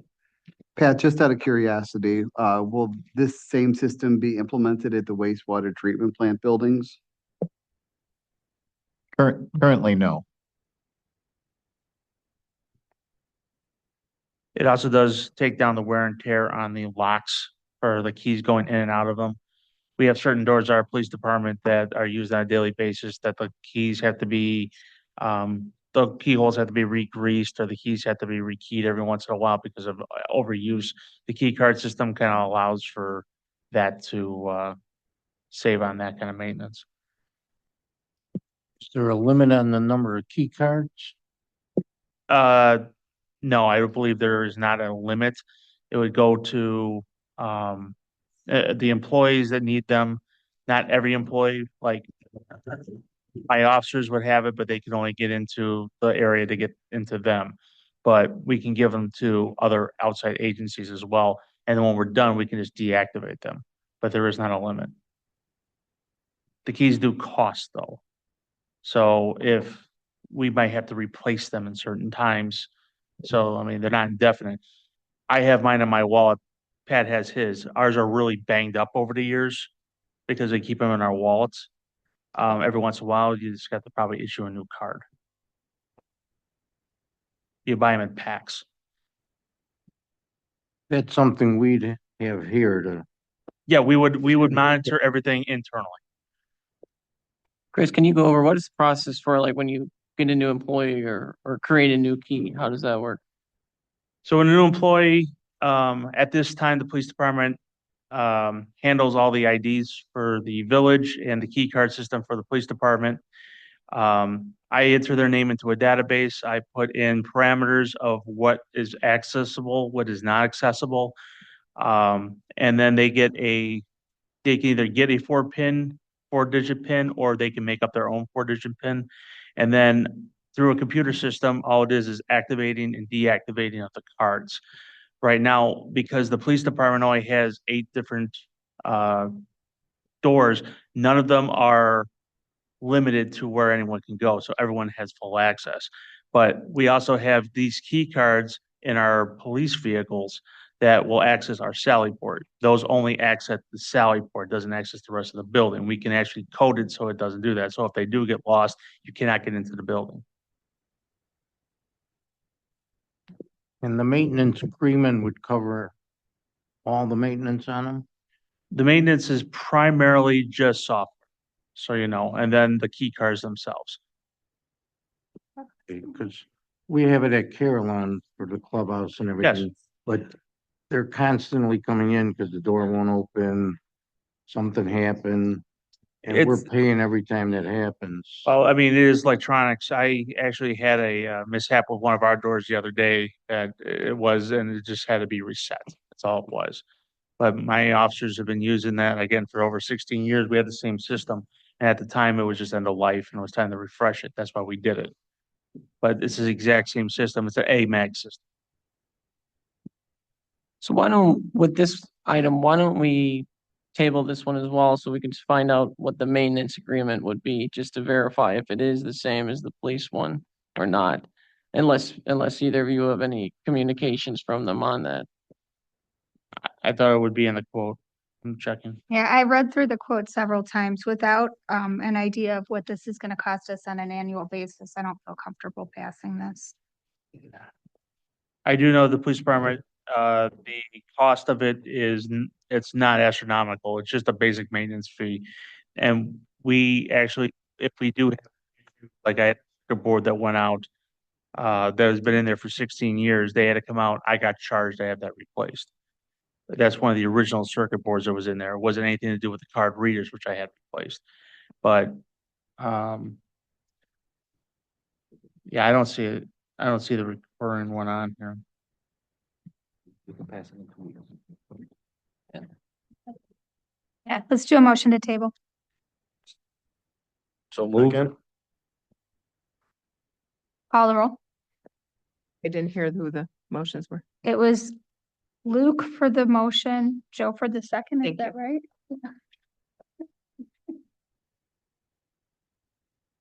Trustee Pini, Yes. trustee Tarnow, Yes, trustee Hall, Yes. trustee Haig, Yes. trustee Hirschbein. Yes. Thank you. Motion carries. Okay, okay, so that takes us out of that and I'm gonna talk about Signs. reports. Should we go into reports or do you want? Let me cover this. Okay, we're gonna go straight into the pedestrian and school zone signs discussion. Yeah, so we also wanted to bring to the board for consideration something that's come up in discussion before with various members of the board as well as some resident inquiries. and that's pedestrian crossing and school signage. So for background, pedestrian crossing signs are signs that are located at crossing areas that indicate that people are crossing. And these are currently in the village. We have them at 11 locations on collector roads. So these are higher trafficked roads, and at locations in which there is not a four-way stop or stop signs. And so we wanted to first get some opinions from the board and give some options to the board to consider for enhancing the signage we have currently. Right now at these 11 locations, we have basic pedestrian signage that indicates a person walking across. There are additional options available. There is the option, and this is included in the memo, what we call option 2, which is a pedestrian sign, which is very similar to what we have right now, but there would be blinker warning lights around the sign that would flash 24/7. The cost per each of those signs is approximately $2,663. If you were to do all 11 locations in the community, you would need 2 signs at each location for each way of traffic. You would come out to be $58,586 approximately. Option 3 is a pedestrian sign with blinker warning lights and a push button. With this option, the warning lights would only come on when somebody pushes the button. However, having that button there does add significantly to the cost. The approximate cost per sign is $5,950, with a total cost of $130,900 if you were to do all 11 locations. And then the final sign, which is even more comprehensive, is a pedestrian sign with push button warning lights and crosswalk lighting. So in this case, it's similar to the push button one, but there would also be lighting that's projected onto the crosswalk itself where the pedestrian is walking across. The sign per sign, or the cost per sign for that is $7,450, with a total cost of $163,900. That is our pedestrian crossing signs. There's pictures of each option in the memo. Also for discussion is school signage. So right now, the village has 5 school zone signs, which are located near the Cambridge Lakes Charter School. 5 of these signs include flashing lights and are programmable to go on at certain times, like when school is out or when kids are coming to school in the morning. 4 out of 5 of these signs also have speed radar feedback that flash when cars pass by, going above the speed limit. For this type of sign, there is also 4 options to consider. Option 1 is the existing one for 4 out of 5 of those signs that is both programmable and has speed radar. The approximate cost per sign is $9,599. For replacing all of those signs, you would be at around $47,995. Option 2 is programmable signs with flashing lights and no radar feedback. This is what 1 of 5 of those signs is currently. And that sign's cost is $5,175 to do all 5 locations. It would be $25,875. And then option 3 is a flashing sign that just says school zone and flashes, and it would flash 24/7. And that sign is $1,900 per sign for a total cost of 5 locations of $9,500. And then option 4 is a standard sign with no flashing lights, just the signage itself that says school zone, slow down 20 miles per hour. And that's $331 per sign, approximately, for $1,655 for all 5 locations. Right now, these signs are kind of nearing the end of their life. They have been in place now for a little over 10 years. I think Pat can go into some of the details of maintenance difficulty or programming difficulty. I know just last week you were talking with the company about trying to see if we could get support to program the signs, because oftentimes the radar feedback may not be working, or things of that nature. So we wanted to bring this to the board to get some direction and to have some discussion about what would the board like staff to investigate as far as replacing these signs. Pat, do you have anything to add at this time? Sure. over the years, we've had several issues. When the signs went up, the first couple of years, they worked fine, and then they started flashing Tuesday through Saturday. The date was right, the time was right. There wasn't a leap year configured in there. To update the firmware on the signs, the last time we were out there, it took them 6 hours per sign to update firmware on the signs, because you can't skip through to the end. You have to update each and every one, and it still didn't fix the problem. We have tried having them turn on Sunday through Thursday to alleviate that problem. It works for a couple of weeks, and then they go to Sunday through Thursday, and you have to reprogram them again. The last time, 4 out of 5 signs are currently working. As you enter into the perimeter, all those work, but one of the radar feedback in front of the school does not work. I've spent to date probably $2,500. We order the part, put that one in, and then it still doesn't work. The parts, the circuitry is getting harder and harder to get. In fact, the last board I ordered, they said that was probably the last board we'll be able to get. Very slow customer service. You know, you expect when you call and something's broken like this, you want a week or 2 week turnaround. It takes them sometimes 6 months to get something done.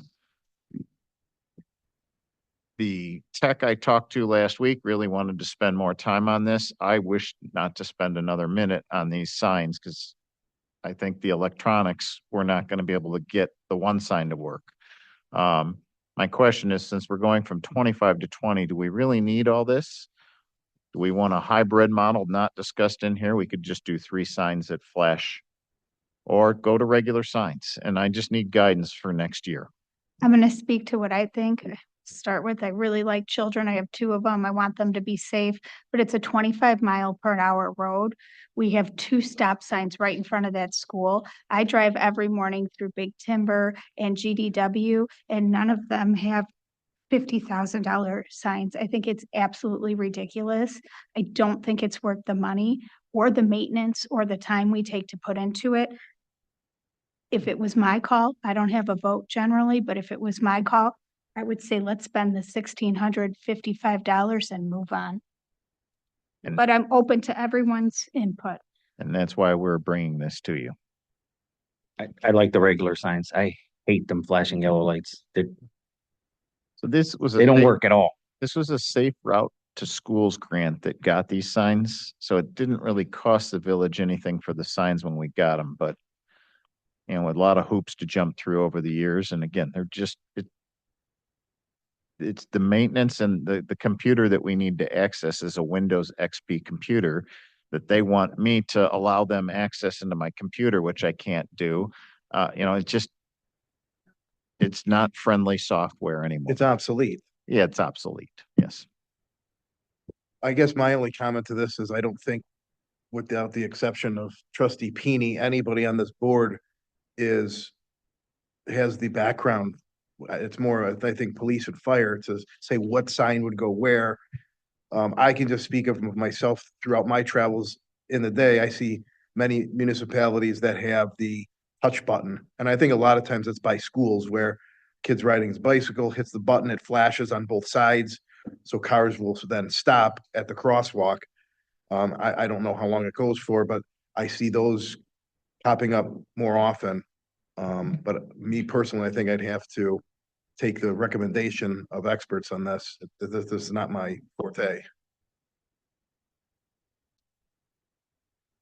Anytime you're on the road driving, the flashing lights, they do catch your attention. Where we have the intersection over here for Highland and Ryan King, we have the large subdivision, including the townhomes, routinely seeing people try and cross. We're looking eventually adding a library potentially in the municipal complex, improving the downtown area. Other than forcing everybody all the way up to the 4-way intersection, it seems logical to go ahead to take that small investment. And we don't need to go with option 4, but even like option 3, so someone can push that button, the lights wouldn't be continually flashing, but all of a sudden, if you see the light start flashing, it kind of catches your attention and you're looking to see who's crossing. In the mornings, typically, I see moms walking their kids to school. trying to cross there in the afternoons. Maybe people are going over to the milk house. It's just not a real safe crossing at that location. Cross there almost every single morning. Generally, people stop. You're right, though, there are some people that continue on through. So I do think that we need more than what we have right now at these crosswalks. I don't know that 130,000, that's a lot of money to. No, by no means. I'm talking specifically about Ryan King and Highland at this point. That's my only statement. I think there's a mix and match of this. It's not all of, the higher cost ones. There has to be a recommendation based on usage and what's in the vicinity of, maybe there needs to be something a little bit more attractive next to the milk houses. More people are utilizing that. Maybe I'm sure once the roundabout is completed, there's going to be possibly more traffic coming through the village at that location. Are you guys suggesting that right now, you think that we go with the pedestrian sign with the blinker lights and the push button just for the Highland Avenue? That would be my recommendation at this point. I don't think we need to jump into all 11 intersections all at the same time. I say let's take this as we start seeing issues and where we start needing to address some of the crossing concerns. And can Pat just shut down those other ones, or are they shut down? So the ones that are giving you problems, just leave We'd them? have to take the old signs down and put the correct signs back up for school zone. As far as the blinker signs, I can do whatever you want. My worry is once we have pedestrians see one here, why didn't we do it here? And it's going to balloon. And we have to be prepared for that. The other thing is there's 2 other areas within town that ask for these signs.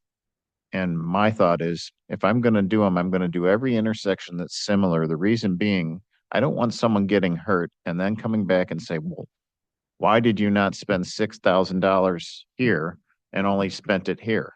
I don't want to justify, but if you guys make that decision, I'll put it in. It's just, we put them everywhere. I did them up on Daniel Boulevard. They're in 3 or 4 places. Horton, actually in CLN2, has put a couple of these signs in and matched our existing signs for crosswalks that are on an uncontrolled intersection. So whether it's a 3-way, Shelter Island crossing Wester, Birchwood crossing, all the streets that way, these signs are there. But I'm happy to put up a whatever you want. As far as the school, having the flashers at the school, I believe the school, and I haven't been out there early in the mornings recently, but I think they have a crossing guard out there.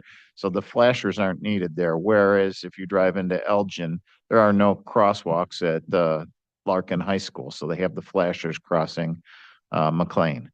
But Pat, did you know have we reached out to the school since they partnered with the village to get the current signs with that safe routes to school, just so that they're on board, so they're not shocked that all of a sudden we took down the signs? I can speak to that. We have not reached out to them yet because we didn't want to go to them if the consensus of the board was to do the basic signs. I didn't want to talk to them about cost sharing or grants if the answer from the board was we're not interested.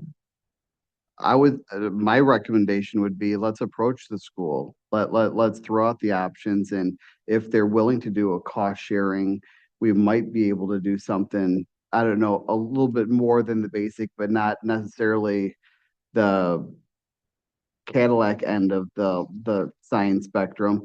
But again, I think it would be fair to go ahead and at least approach the school, have a conversation with them, and then come back at least with that feedback. My concern there is their enrollment is down considerably this year, and I'm not sure that there's going to be options for them to do cost sharing, but we certainly can reach out to them. But it's an ask, and if they say they can't, then at least we know that they can't. And when we move on, we're not stepping on any toes. We at least kind of threw the option out there, and if they can't do it, or they don't want to, that's fine. Andy and I can reach out to Mark over at the school, see what they're interested in, and then we can come back once we talk to them and say, hey, we think, this is what they're willing to do, or they're not willing to do anything, and then we can make a better decision from there. As far as the crosswalk signs, it's 11 signs. So my question is, do we go with the the middle of the road option that has the blinking warning lights 24/7, then you're getting the blinking lights and you're able to put that at all the crosswalks. Is that enough for people? It is an improvement to what we have now. That's almost $60,000. Or do we go all out and spend $130,000 on the pedestrian sign with the blinker lights and push button? I think they're all slow road, residential. It's not, I mean, this right here would probably be my only recommendation for a fancier sign. And I think everything that way has stop signs, clear views. I don't see anything more needed than a basic sign. Regular signs. Are you comfortable with it? I know that I've gotten complaints before about, I'm trying to think, it's actually right over by the school. It's Cambridge Lakes Drive over there, that crosswalk over there, I believe it is. Somebody there was upset about the crossings. Is it at night? I don't know. With it? I mean, I just, I think it's just in general, I didn't feel like they had a safe cross. Cambridge Lakes only has two crossings, one at Rhine King and Cambridge Lakes crosses south to Wester. Does not cross Cambridge Lakes Drive anywhere else. And that's because of the landscape plantings and everything like that.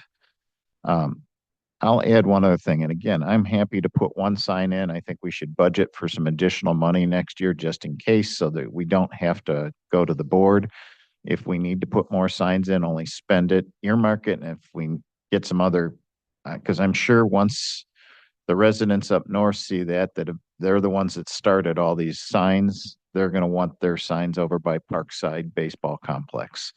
But I assisted the Carillon in putting blinker signs up the other day.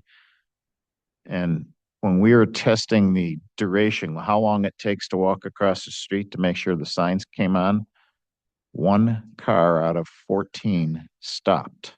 Everybody else just ran right through as I was watching through the intersection. So just because we have the blinkers up does not mean that someone's going to stop. People today are preoccupied with many other things besides driving while they're in their car driving. But it's a step in the right direction. I understand that, but it wouldn't surprise me. And again, the big concern is the intersection right out here. We're getting ready, coming up. We're gonna have the tree lighting. We're having various events that host here at the municipal center. And we're asking the residents to take and walk a footballer field 2 down to a 4-way intersection, cross, and then walk back. It doesn't make any sense, especially if we're trying to do more in the Heritage District itself. Okay. All right. So what I'm hearing, so let me know if this is right, everybody. Andy and I are going to go to the school, see what kind of cost sharing we can get from them, and then we'll come back with some suggestions on the school signs. For the crosswalk signs, we're going to do the pedestrian sign with blinker lights and push button here at Highland and Rhine King. And then we will budget money for next year to possibly add more signs along Wester if needed. Is that correct? Is everyone on the same page? That sounds good. Sound good? Yeah. Okey doke. Is Okay. there multiple firms to go out to get these numbers, or were these numbers that you came about from, is this one or? It's one firm. I'll have 2 other firms get Okay. numbers. We're going to keep our existing signs and we're going to do what I would call a police squad car or public works strobe. It's a 2-bar strobe that goes below the signs. Everybody that I was talking to about this seemed to think that was the least expensive way because we just put most of these signs up. They're about a year old. I like the blinkers because it's clean where they have the LEDs in the sign themselves. They're just not as bright during the day as the flashers. I have a question for clarification as well. So for the school signs, when we talk to the school district, or I'm sorry, the charter school, is there a certain dollar amount that the board feels comfortable the village potentially spending on the installation of the signs in the first place? Because if we go to the school and say, look, we got the options of the programmable flashing, we get with radar, this other option. I mean, what is the comfort level of the board for? Do we 25,000? Split the 9,500 one? What's the thoughts there? Well, it sounds like that there's no interest in the radar. Is that true? There, Well, what if the school says they want the radar? I mean, we're Yeah, leaving it up to the I mean, school. I wouldn't even personally worry about the dollar amount at this point. I would go to the school, find out what direction, if they're able to help with all. I know that because last year I had to go out to bid for similar speed signs. In between the three different vendors that I reached out to, there was a cost difference of probably almost $25,000. And that was for all 11 schools that we have in town. We evaluated, I think there were five different schools, and there were roughly 2 signs per school. So we're looking, I think, at 10 signs for that price. So I think these numbers, I don't know which vendor necessarily was used, but I think that even if we were to go with option, let's say 2 or 3, doesn't have to be the fanciest. I think if we go out to bid, we'll get some more competitive pricing. I would say the difference between the regular sign, if that's what they want, and that sign. So they could pay the difference if they want it. I mean, we're talking about 5 miles an hour. There's 3 stop signs there. I mean, we could put horn strobes. There's a sign, people are gonna either follow the rules or not, as far as I'm concerned, but that's what I would feel. Andy and I will have a discussion with the school and we'll come back with a plan. Okay, let's move on. You want to continue discussion? Yeah.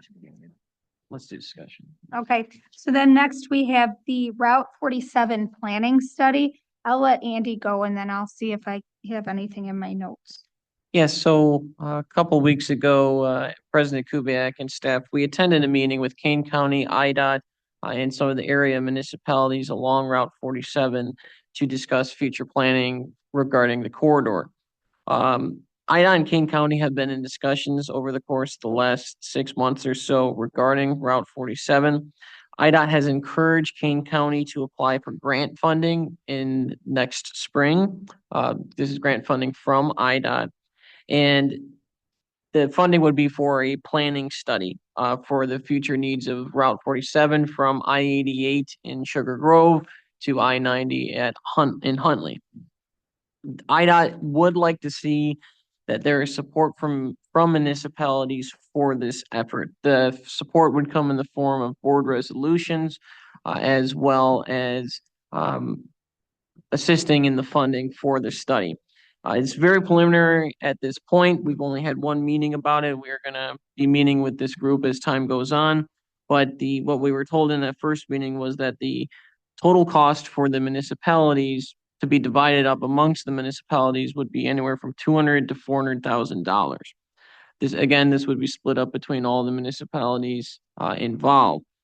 Now, along 47, Pingree Grove is one of the larger communities. You know, there's also Lily Lake, Elburn, Campton Hills, and others, but it's reasonable to assume that our portion of that amount, whatever that total may be, whether it's 200 or 400,000, could be a significant percentage. And this is a planning study looking at the future needs of the corridor, looking at future traffic projections, looking at things like potential bypasses. For example, one issue that we've already talked about was in the village of Elburn. Route 47, if it were to be expanded, would very likely impact their downtown, which is something that they are understandably concerned about. So this is going to be looking at all different community needs along the corridor. And then, for example, in Pingree Grove ourselves, we have the railroad crossing over 47 that would have its own challenges involved. So there's a lot to look at. This is not a engineering study. This is not a phase 1 engineering. This is preliminary to that. And the study, if the grant funding were awarded, would likely commence in summer of next year, summer of 25, and would take 18 to 24 months to complete. After that, IDOT would utilize that study to inform its future planning on Route 47. At this time, there's no recommendation, there's no request, there's no motion. We wanted just to bring this update to the board and get some preliminary feedback and questions for President Kubiak and myself to bring back to this group. I think that's all. Is there anything you have to mention? I would just say this, one of the first things they brought up when we talked through with everyone was, they did speak about how we have the highest traffic counts in the region. Our traffic counts are anywhere from 22 to 23,000 vehicles a day. So, one of my big concerns when I went into this meeting was making sure that should this project actually go, we of course want Pingree Grove to be where it starts, not where it ends, right? Because we're looking between 88 in Sugar Grove and 90 in Huntley. We'd like to be closer to the finish or the beginning of this project rather than the end. So obviously hearing from them that the traffic counts here were the highest is a positive for us. Right now, there's not a lot of information. We have what we have. We go back in December to meet again to talk next. Like Andy said, all of the communities that are along this corridor would need to be in agreement that they are comfortable with moving this project along in order for us to apply for the money from IDOT to do this study. Otherwise, I just think it probably won't go anywhere.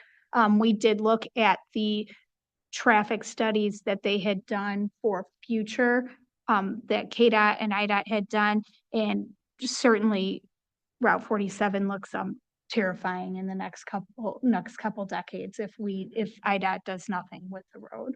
So if Elburn says no, and the whole thing's kiboshed, right? Is there a way to like shrink the scope?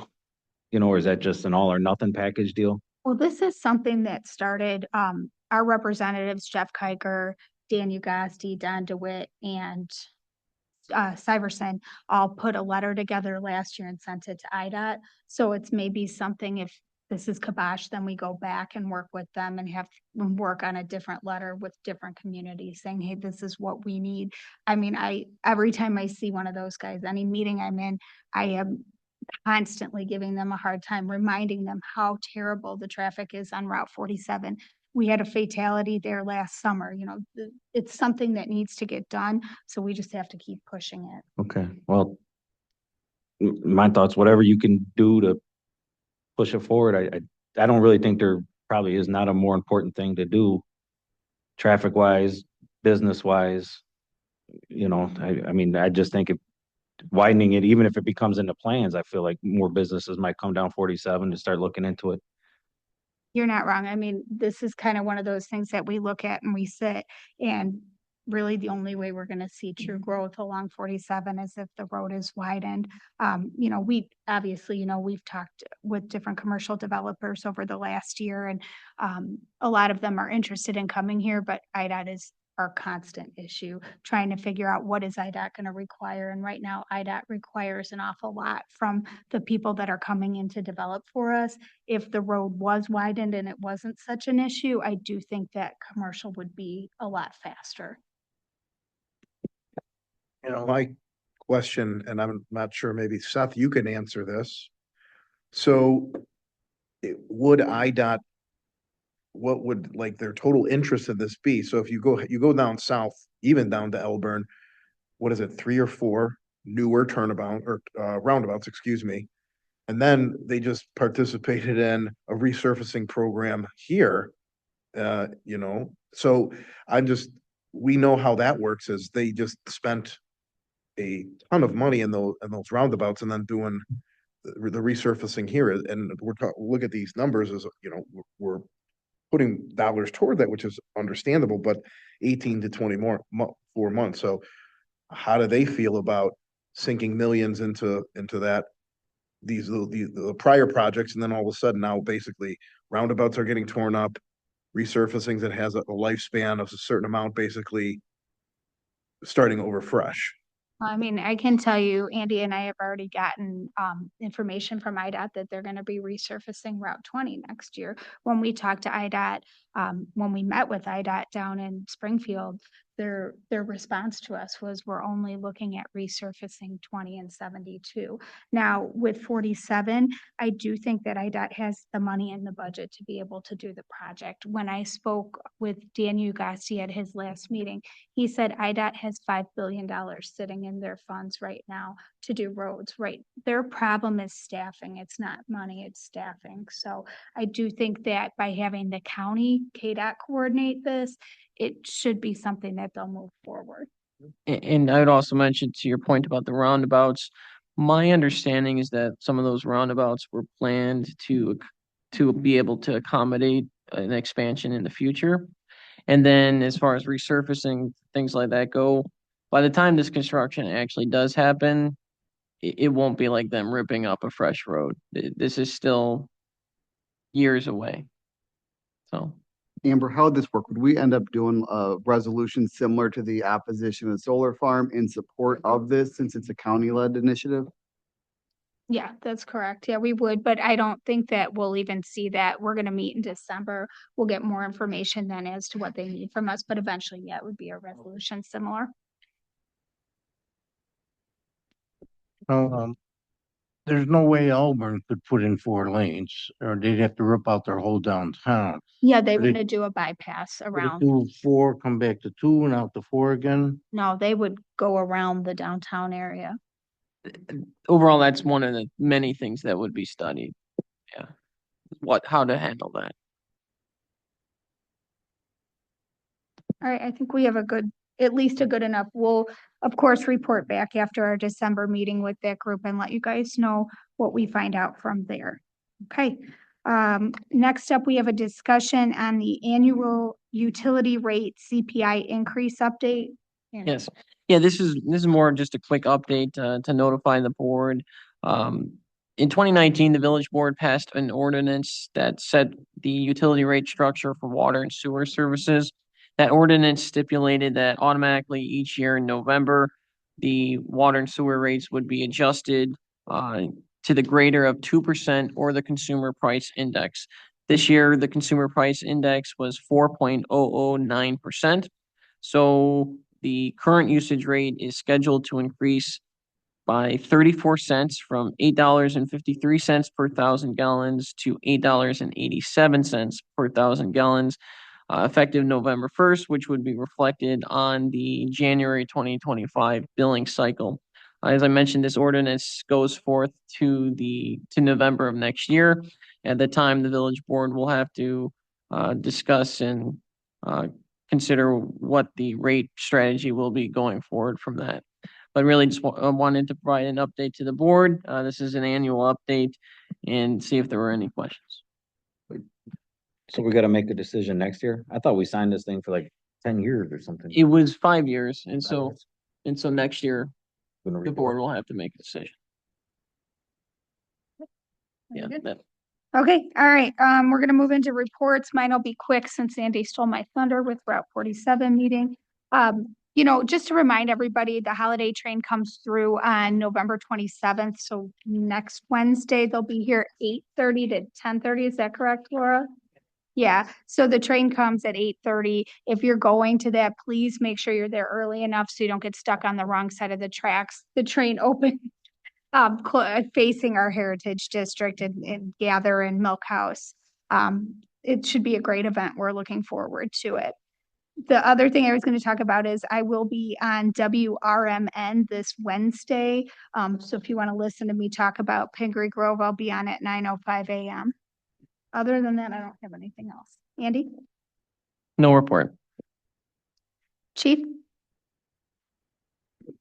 The hiring process for the police department is still underway. We've sent out times and stuff for the 4 applicants to move forward with polygraph and psychological. The academy is slated for January 6th.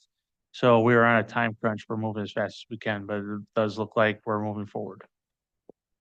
That's wonderful news. Albert, do you have? Just wanted to let the board know that we did put out a bid notice for RFP for audit service. We have a deadline of whatever the Wednesday before Thanksgiving is, which I believe is the 27th. I let 8 firms know, so we'll see what kind of response we'll get. We look to have information in front of the board probably for the second meeting in December. So that's all I have. Thank you, Albert. Nick, do you have anything for us? No report at this time. Pat, do you have anything for us? No report. Unless Oh. someone has any questions. Come on, Pat. All right. Seth, do you have anything for us tonight? Not unless there's questions from the board. Oh, okay. Michael, you got anything for us tonight? I wouldn't dare to offer a report at this point. Laura, do you have anything for us? Just a reminder, about our holiday, things coming up. We have a holiday decorating contest. If anybody would like to participate, just let us know. And then the judging takes place the second week in December. And we are helping participate in the Pingree Grove Cares Giving Tree. And there's a tree downstairs in our lobby with gift tags on it for needy, families in need during the holidays. If anybody would care to get a gift tag and bring an unwrapped gift to the police department by December 13th. Thank you. Thank you, Laura. Fire, do you have anything for us tonight? Okey doke. Okay, does anyone have any old or new business? Okey doke. Well, you guys thought you got to go, but you don't because we have an executive session. So can I get a motion to move into the executive session? So moved. Second. Call the roll. Just a second. Trustee Hirschbein, you're motioning pursuant to 5 ILCS 120 2C11 to enter into discussion of pending litigation when an action affecting or on behalf of the village has been filed and is pending before a court. You so move. So moved. Okay, and Trustee then, Hall, you second. Second. okay. All right, call the roll.